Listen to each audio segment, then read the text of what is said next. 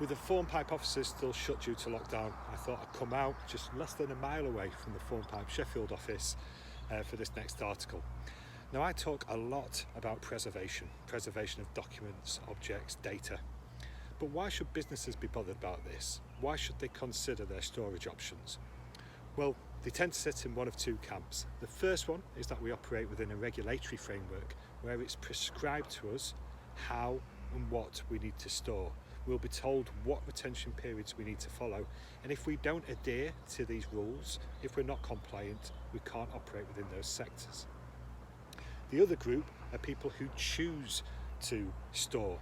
Now, in this case, it's not forced upon you, so you're making a conscious decision that you want to store documents or data for the short, medium or long term.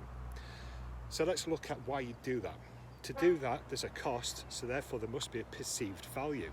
If there's no perceived value, don't store anything. You don't need to retain it. Equally, storing everything would be a high cost unless there is value within that data and documents. So once we've made that decision to store, then we need to look at how we do that.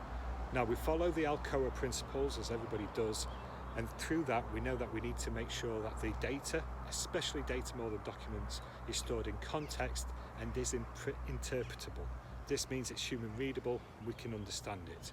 A good example here is we can export a database into a CSV and store it. If somebody comes to read it in 10 years' time, will that make any sense?